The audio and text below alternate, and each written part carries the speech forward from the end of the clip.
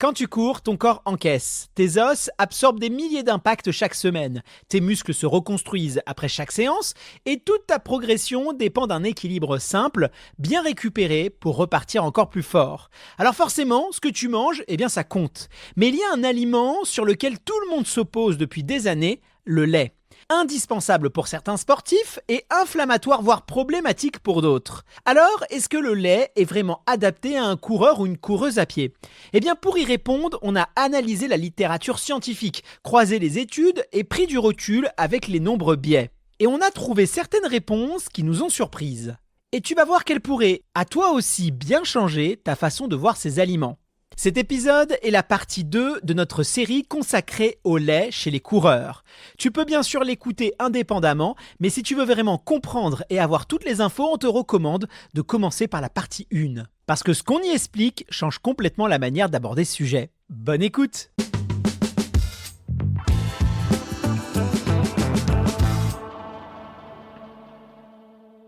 Si tu tapes lait dans un moteur de recherche, tu vas trouver deux camps. D'un côté, ceux qui disent que c'est un aliment essentiel, irremplaçable, indispensable à ta santé, et de l'autre, ceux qui disent que c'est un poison lent, conçu pour les veaux, et responsable de l'inflammation, du cancer et même de l'acné.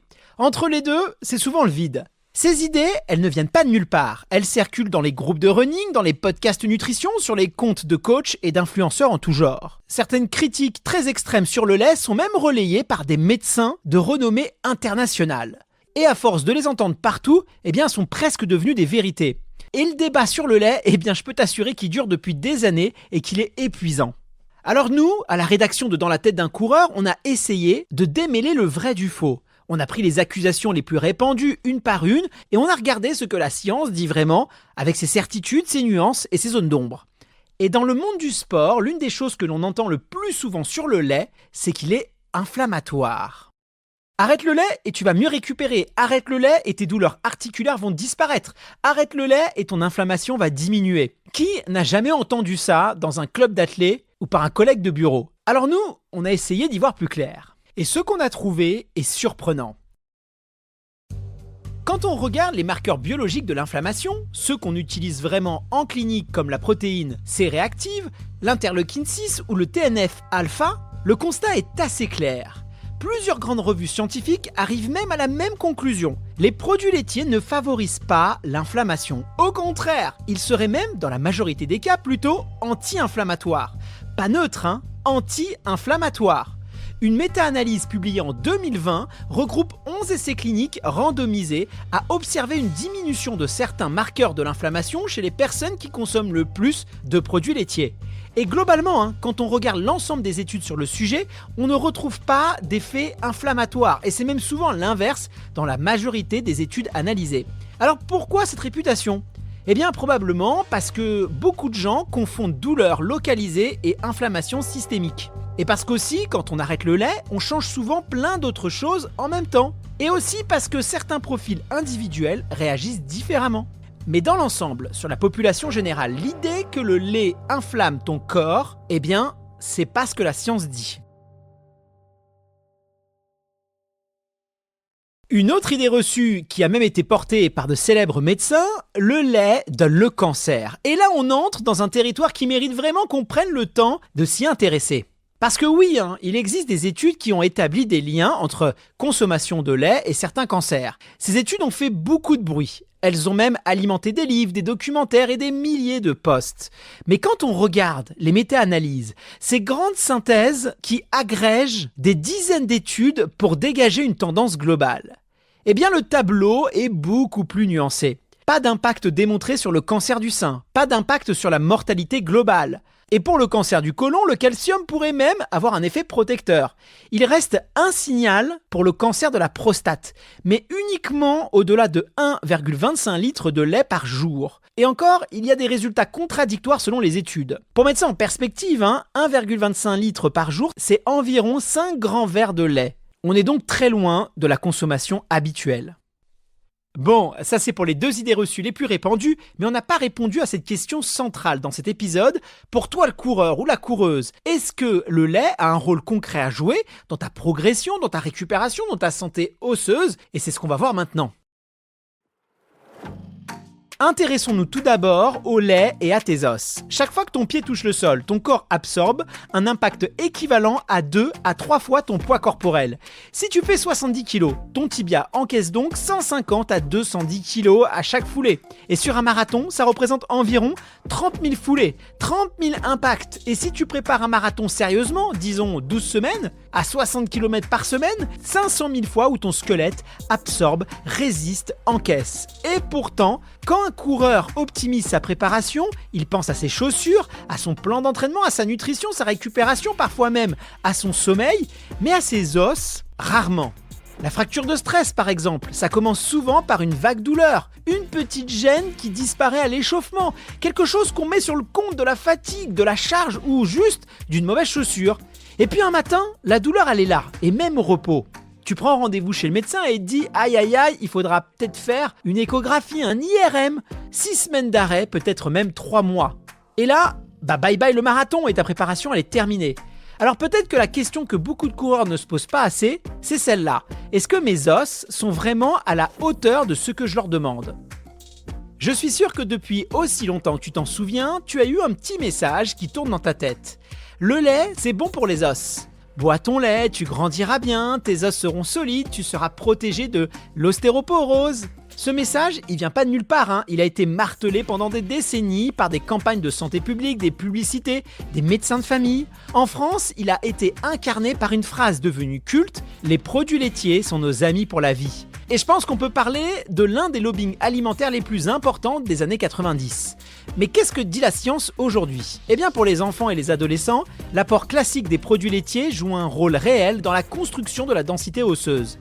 C'est bien documenté et bien établi. Pour les adultes, c'est beaucoup moins clair. Plusieurs études de grande ampleur n'ont pas réussi à démontrer un effet protecteur significatif du lait contre la fracture chez l'adulte. La relation est plus complexe qu'on ne le croit. Et elle dépend de bien d'autres facteurs comme l'activité physique, l'exposition au soleil, la vitamine D et l'équilibre hormonal.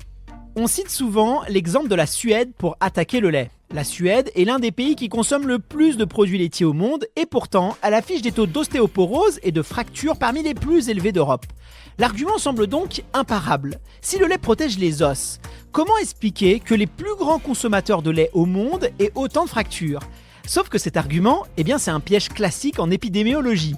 On l'appelle le biais écologique. Comparer deux pays sur une seule variable, la consommation de lait, en ignorant tout le reste, c'est méthodologiquement très fragile. Par exemple, entre la Suède et un pays asiatique à faible consommation laitière, il n'y a pas une variable qui diffère, il y en a des centaines. La Suède, par exemple, est un pays avec très peu d'ensoleillement, une grande partie de l'année. Résultat, des niveaux de vitamine D beaucoup plus faibles, et donc une santé osseuse potentiellement plus fragile. Et ça n'a rien à voir avec le lait. Ajoute à ça la génétique, le mode de vie, l'activité physique, l'alimentation globale. En réalité, entre deux pays, il y a des dizaines de facteurs qui changent. Donc, attribuer les fractures uniquement au lait, c'est confondre corrélation et causalité. On observe une tendance à grande échelle et on en tire une conclusion sur les individus. Alors la vraie question, c'est à l'intérieur d'une même population, est-ce que les personnes qui consomment plus de lait versus ceux qui en consomment beaucoup moins ont plus de fractures ? Et ça, c'est une question beaucoup plus complexe, mais aussi beaucoup plus solide scientifiquement. Passons maintenant à ce qui nous concerne encore plus en tant que coureur à pied, la fracture de stress. C'est l'une des blessures les plus redoutées du coureur. Pas parce qu'elle est spectaculaire, elle ne l'est pas, mais parce qu'elle est sournoise, progressive et qu'elle peut interrompre une prépa en quelques jours. C'est une micro-fissure dans l'os provoquée par des contraintes mécaniques répétées. Pas un choc, pas un traumatisme, juste des milliers de foulées qui finissent par dépasser la capacité de régénération osseuse. Les sites les plus touchés chez les coureurs sont le tibia, le péroné, les métatarses et le col du fémur, ce dernier étant le plus sérieux. Et voilà où le calcium entre en jeu de manière très concrète. Une étude prospective menée sur 125 coureuses de fond âgées de 18 à 26 ans, suivies pendant 2 ans, a montré que les apports en calcium, en lait écrémé et en produits laitiers étaient associés à des taux significativement plus faibles de fractures de stress. Chaque portion supplémentaire de lait par jour était associée à une réduction de 62% de l'incidence des fractures de stress. Une alimentation riche en produits laitiers et pauvre en graisse était associée à une réduction de 68%. 62 et 68% sur des coureuses. Dans une étude prospective, c'est un signal fort. Une autre étude sur des coureuses de cross-country a montré que 40% des femmes et 35% des hommes ayant subi une fracture de stress ne répondaient pas aux apports recommandés en calcium et en vitamine D pour leur volume d'entraînement. Alors attention, nuance importante, le calcium seul ne suffit pas. La vitamine D est son partenaire indispensable. Elle régule son absorption au niveau intestinal et sans vitamine D en quantité suffisante, même un apport calcique correct peut être insuffisant. Et en France, où l'ensoleillement est limité une bonne partie de l'année, le déficit en vitamine D est très répandu, y compris chez les sportifs. C'est pas pour rien si on te conseille de te supplémenter notamment en hiver et qu'on te dit, dès que le soleil refait surface, de t'exposer en ayant de préférence les avant-bras et le cou libres de tout vêtement. Il y a quand même un contexte où la question du calcium prend une dimension encore plus sérieuse. On l'appelle la triade de l'athlète. C'est un syndrome qui touche principalement les femmes, même si les hommes sont pas épargnés non plus. Il combine 3 éléments, d'où le nom triade. Un déficit énergétique, souvent involontaire, lié à des charges d'entraînement élevées sans apport calorique suffisant, des perturbations du cycle menstruel et une fragilité osseuse accrue. Ces 3 éléments sont liés. L'un entraîne l'autre. Et ensemble, ils créent un terrain particulièrement propice aux fractures de stress. Dans ce contexte, les produits laitiers ne sont pas juste utiles, ils peuvent être déterminants, parce qu'ils apportent en une seule source du calcium, de la vitamine D, des protéines et 3 nutriments critiques pour la reconstruction osseuse. Alors, les produits laitiers protègent-ils vraiment les os des coureurs ? La réponse honnête, c'est probablement oui dans le contexte spécifique du coureur et particulièrement pour les femmes. Pas parce que le lait est magique, mais parce que le calcium reste le nutriment le plus directement impliqué dans la solidité osseuse. Et parce que les produits laitiers restent la source la plus biodisponible et la plus accessible de calcium pour la majorité des gens. Pas indispensable si tu fais vraiment attention à la remplacer. Par exemple par des sardines avec arêtes, des légumes verts, des amandes, des laits végétaux enrichis, mais quand même difficile à remplacer sans y consacrer une vraie attention quotidienne. Et pour le coureur qui enchaîne des kilomètres semaine après semaine, la dernière chose qu'ils veulent, c'est se retrouver avec une fracture de stress en pleine préparation marathon. Tout simplement parce qu'il a voulu arrêter le lait après avoir vu une vidéo YouTube. Bon, je te propose maintenant qu'on s'intéresse à un sujet essentiel de la prépa, la récupération. Tu viens de terminer une sortie longue, les jambes sont lourdes, le glycogène est à plat et les fibres musculaires ont pris un coup. Ton corps est dans un état particulier, un état où il est prêt à reconstruire, à condition bien sûr que tu lui donnes les bons aliments et au bon moment. C'est ce qu'on appelle la fenêtre anabolique et pendant des années, elle était au cœur de toutes les conversations nutrition dans le monde du sport. L'idée était simple. Dans les 30 minutes qui suivent l'effort, ton corps absorbe les nutriments de manière exceptionnelle. Passé ce délai, tu rates le coche, les muscles ne récupèrent plus aussi bien et l'adaptation est moindre. Cette idée a généré un énorme marché. Les fameux checkers qu'on prenait sur les parkings des salles de sport, des barres avalées en courant, en allant au vestiaire et une industrie entière qui s'est construite sur le marketing de l'urgence. La réalité, elle est pourtant un peu différente. Des recherches récentes montrent que la fenêtre anabolique existe, mais qu'elle est beaucoup plus large qu'on ne le croyait. Pour la majorité des sportifs d'endurance, consommer des protéines et des glucides dans les 2 heures qui suivent l'effort est suffisant. Pas 30 minutes, mais 2 heures. La nuance est importante. Si tu t'entraînes en bi-quotidien ou si tu enchaînes des séances à moins de 8 heures d'intervalle, là le timing il devient quand même un peu plus critique.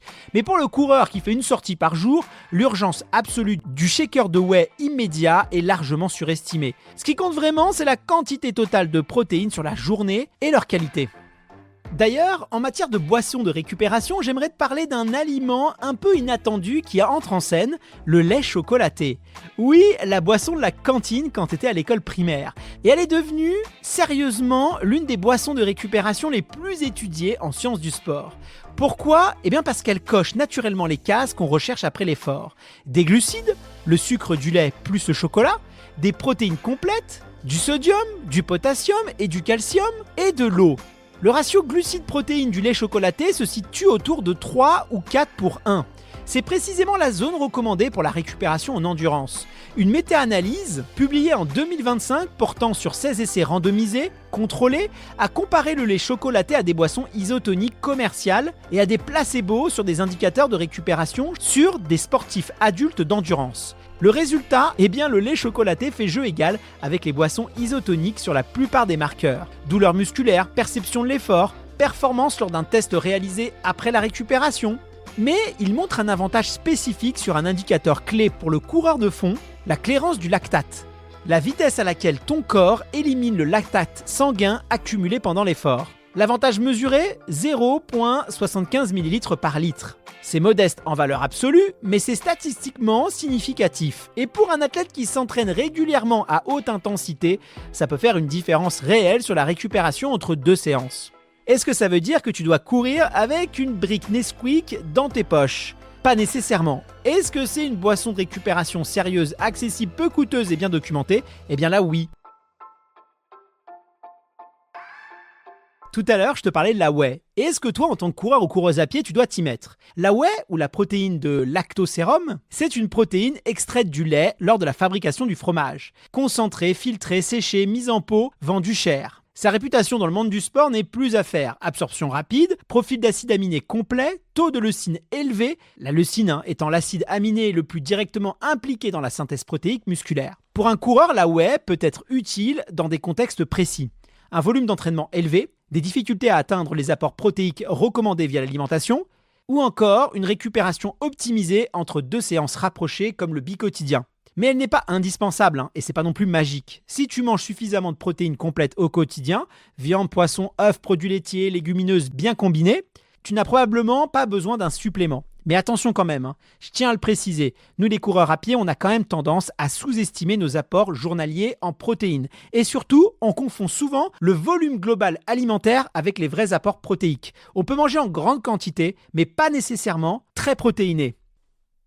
Et pour ceux qui ne tolèrent pas le lait, eh bien la bonne nouvelle, c'est que les options fermentées règlent souvent le problème. Le yaourt grec d'abord. La fermentation transforme une grande partie du lactose en acide lactique, résultat beaucoup mieux toléré, même par des personnes diagnostiquées intolérantes. Et nutritionnellement, c'est aussi très intéressant pour la récupération.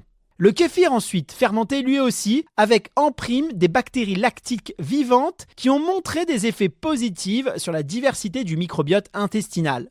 Et si tu veux vraiment éviter tous les produits laitiers, le lait de soja enrichi reste la seule alternative végétale avec un profil protéique réellement comparable à celui du lait de vache. Bon, on a fait le tour de la science, les accusations, les études, les menaces. Maintenant, la vraie question que tout le monde se pose, concrètement, en tant que coureur, on en fait quoi ? Comment est-ce que je peux bien intégrer le lait dans mon alimentation de sportif ? Pas de dogme, pas de règle universelle, juste un cadre pratique adapté à un coureur à pied qui veut performer, récupérer et surtout ne pas se blesser. Eh bien on va regarder ça sous 3 angles. Avant la course, après la course et au quotidien dans l'alimentation du coureur. Ensuite on fera un petit focus spécifique pour les femmes. Premièrement, avant la course, la règle de base, évite le lait entier dans les 2 à 3 heures qui précèdent un effort intense. Pas parce qu'il est mauvais, au contraire, on a vu dans le premier épisode qu'il était même bien meilleur, mais parce que sa teneur en graisse ralentit le vidangeage gastrique. Et que sur une séance de qualité ou une compétition, le dernier endroit où tu veux que ton sang soit concentré, c'est dans ton estomac digestif, crois-moi. Ce qui est toléré sans problème pour la plupart des coureurs, un yaourt grec, du fromage à pâte dure, faible en lactose, digestion rapide, apport protéique utile, la veille d'une compétition ou le matin d'une sortie longue. Si tu as le ventre fragile à l'effort, et beaucoup de coureurs l'ont, teste d'abord à l'entraînement et ne t'amuse pas à consommer ça la veille d'une course sans avoir essayé. Après l'effort, et là, c'est là que les produits laitiers ont le plus à t'offrir. Dans les 2 heures qui suivent une séance intense ou une sortie longue, ton corps est en mode reconstruction. Il a besoin de glucides pour reconstituer le glycogène, de protéines pour réparer les fibres musculaires et de lipides pour compenser les pertes hydriques. Et je vais te présenter des options concrètes par ordre de praticité. Déjà, on l'a vu, le lait chocolaté, 400 à 500 ml, ratio parfait de glucides, protéines optimales, sans parler qu'il contient, on l'a vu, sodium, calcium et c'est peu coûteux. Ensuite, tu peux consommer un yaourt grec avec une source de glucides comme une banane, du miel, des flocons d'avoine. Tu construis toi-même ton ravito dont tu as besoin, c'est pratique, tu fais ça à la maison et ça coûte moins cher. J'en reparle parce que c'est vraiment un aliment très intéressant et qu'on sous-estime nous, les sportifs, en tout cas les sportifs occidentaux. Le kéfir, c'est l'aliment préféré d'Asie centrale. Et pour ceux qui veulent les bénéfices laitiers avec en prime de l'apport protéique, eh bien c'est intéressant de l'intégrer à nos habitudes. Passons maintenant au quotidien de l'alimentation des coureurs. Pas besoin de compter les grammes, ni d'optimiser chaque repas. 2 portions de produits laitiers par jour, comme un verre de lait et un yaourt ou un morceau de fromage, suffisent pour couvrir l'essentiel de tes besoins en calcium sans avoir à y penser. En dessous, tu rentres quand même dans une zone où l'attention devient nécessaire. Au-dessus, les bénéfices additionnels sont quand même marginaux pour la plupart des coureurs. Et encore une fois, on l'a vu dans la première partie de cet épisode, le choix du produit compte. Le lait entier, et principalement du lait fermier, est plus intéressant que du lait écrémé. La matière grasse n'est pas l'ennemi du coureur, et elle améliore même l'absorption des vitamines liposolubles. Et si tu peux privilégier les produits issus de vaches nourries à l'herbe, eh bien, tu vas aussi gagner en oméga 3 et en qualité.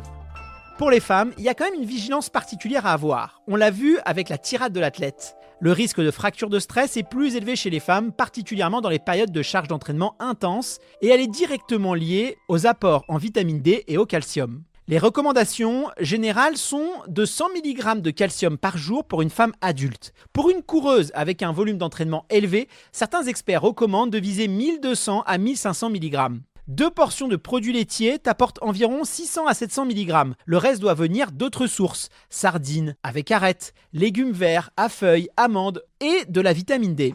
En France, entre octobre et avril, la synthèse cutanée est insuffisante pour la grande majorité de la population. Un bilan sanguin une fois par an et une supplémentation peut être nécessaire.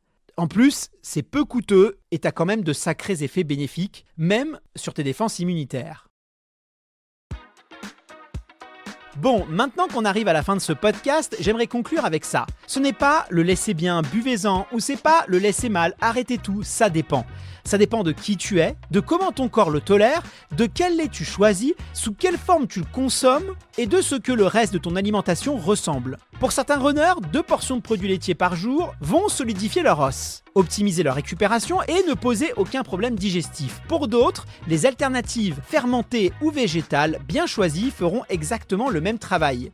Contrairement à ce qu'on entend partout, il n'y a pas de vérité universelle sur le lait. Il y a ta vérité, celle que tu construis en t'informant sérieusement, en testant et en observant. Parce que dans le monde de la course à pied, comme dans le monde de la nutrition en général, les positions tranchées sont certes confortables, elles sont rassurantes, elles donnent l'impression de maîtriser quelque chose de complexe, mais elles sont quand même rarement justes. La science avance, les études s'accumulent, ce qu'on sait aujourd'hui sur le lait n'est pas ce qu'on savait il y a 20 ans. Et ce qu'on saura dans 20 ans, ça sera probablement pas ce qu'on sait aujourd'hui. Notre travail, et le tien en tant que coureur, c'est de t'aider à rester curieux, de pas figer tes opinions, de continuer à regarder les preuves en face, même quand elles contredisent ce que tu pensais. Si cet épisode t'a plu, n'hésite pas à en parler autour de toi et pourquoi pas à l'envoyer à un ami, je suis sûr que ça lui fera plaisir. On se retrouve très bientôt pour le décryptage d'un nouvel aliment sulfureux. D'ici là, prenez soin de vous.